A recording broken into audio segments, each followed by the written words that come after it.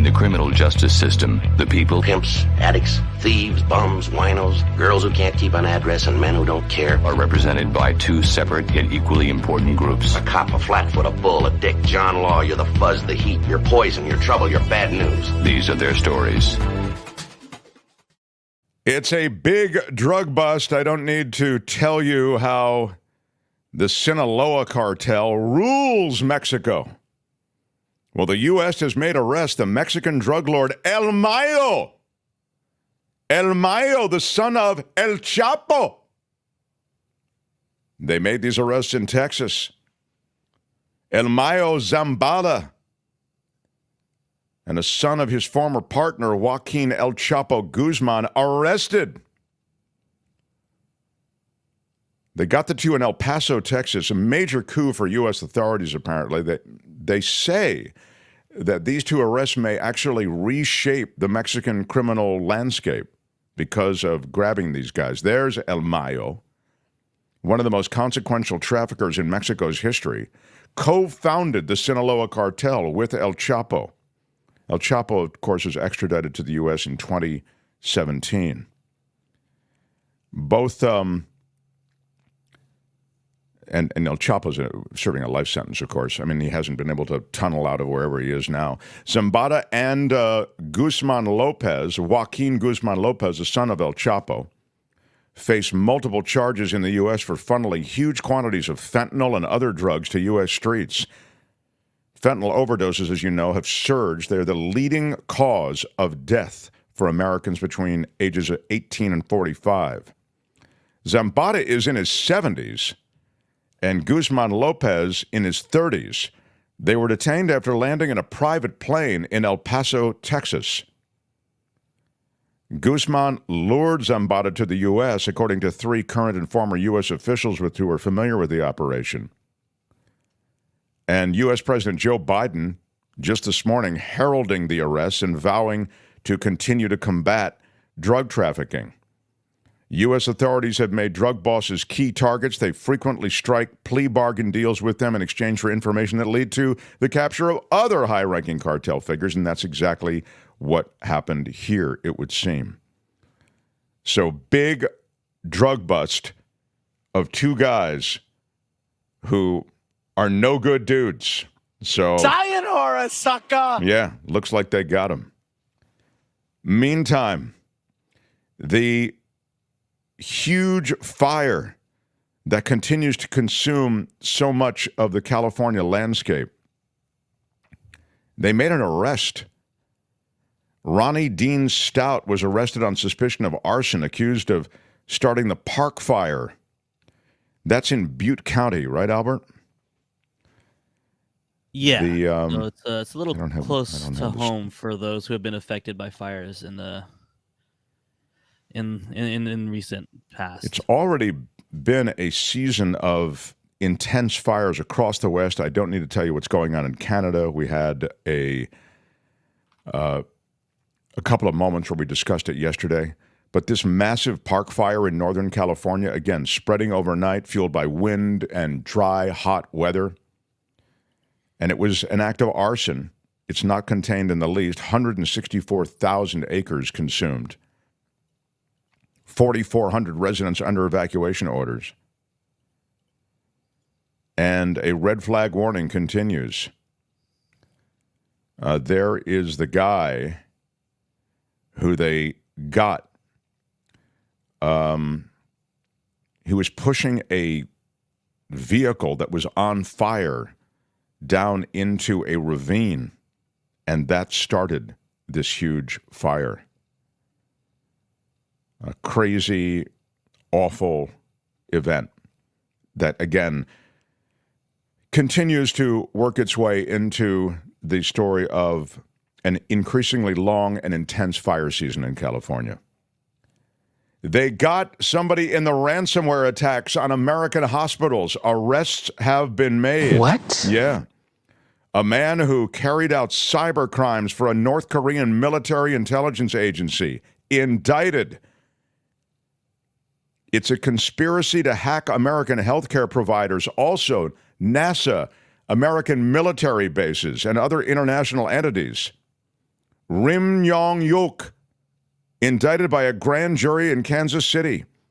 He's accused of using money launderers to cash out the illicit proceeds. He then allegedly used those funds to buy computer servers and fund more cyber attacks on defense technology and government entities around the world. So the U.S. was just part of his overall global attempt to hack. The hack on American hospitals and other healthcare providers disrupted the treatment of patients. He's accused of attacks on a total of 17 different entities in 11 states, including NASA and military bases, also defense and energy companies in China, Taiwan, and South Korea. Believe it or not, before they caught him, this guy gained access for more than 3 months to NASA's computer system. He got over 17 gigabytes of unclassified data. They were also able to gain access to computer systems for defense companies in Michigan and California. Also got into Randolph Air Force Base in Texas, Robbins Air Force Base in Georgia. North Korea uses these type of cyber crimes to get around international sanction and fund political and military ambitions, said one of the FBI guys. So this guy, essentially, they encrypt files and servers of a Kansas City hospital, and then they extort money from the hospital. In the case of the Kansas hospital, $100,000 in Bitcoin was paid to get the data back. A Colorado healthcare provider also paid up. These ransomware attacks, it's very hard to undo them. I mean, it's almost impossible to undo them, and it's almost impossible to get these guys. So this is a big grab. The FBI was able to seize online accounts used by the hacking group, along with more than $600,000 in proceeds from the ransomware attacks, which are going to be returned to the victims. And they brought multiple criminal cases related to North Korean hacking in recent years, have the FBI and the Justice Department. Harvey Weinstein, the disgraced Hollywood movie mogul. He is being treated for a myriad of health conditions, is the quote. He, of course, has been imprisoned following a sexual assault conviction. He's been hospitalized after testing positive for COVID. He's got double pneumonia, not in the best of shape. Red Lobster is underwater.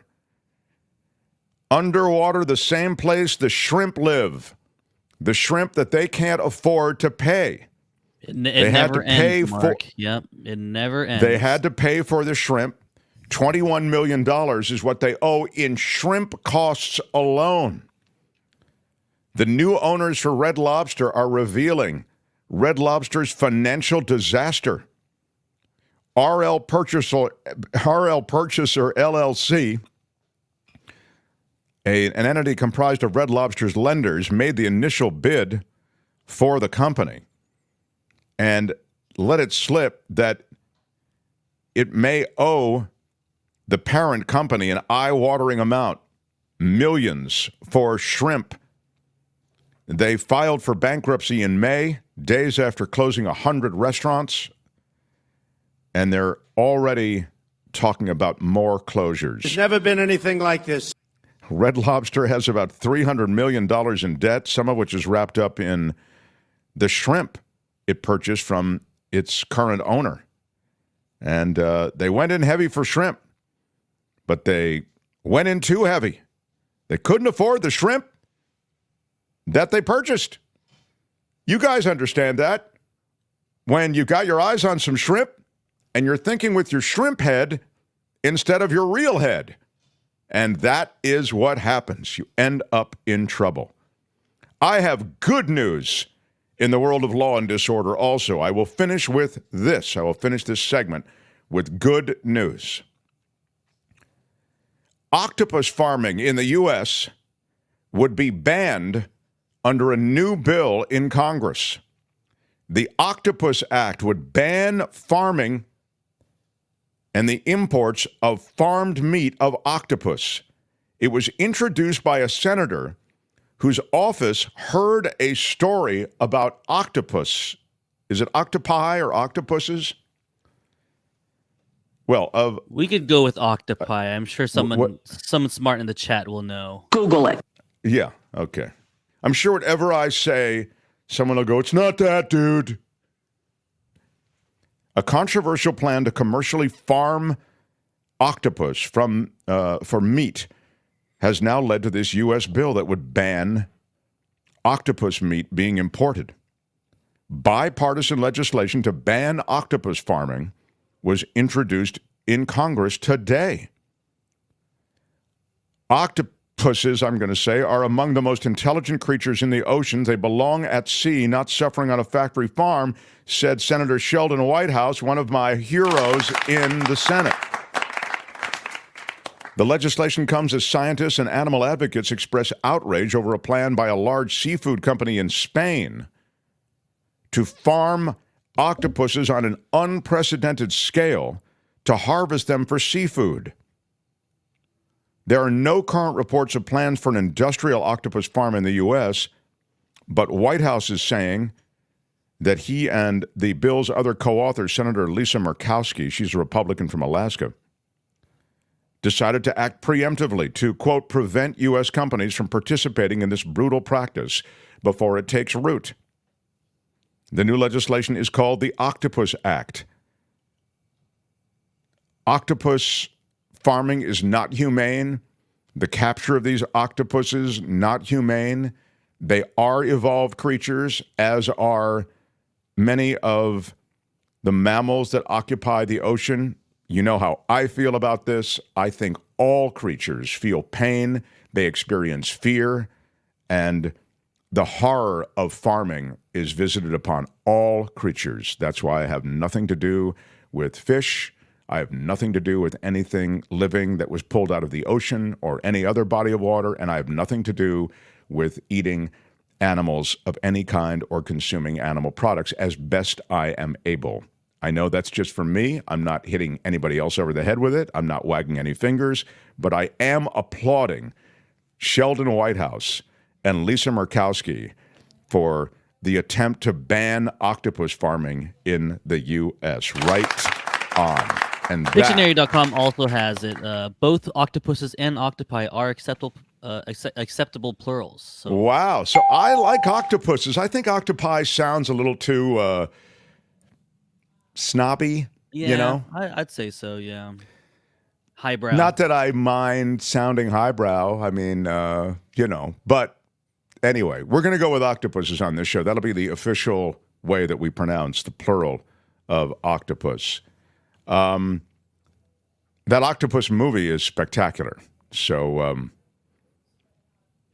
that's Law and Disorder for today. Tune in again next time for more Law and Disorder on The Mark Thompson Show. All right, that's it. Let's roll. Hey, let's be careful out there. Hi, it's Mark, and I thought that was great. Hit the notification bell. You'll know whenever there's a new video being dropped, and please subscribe to our channel to help us save the universe.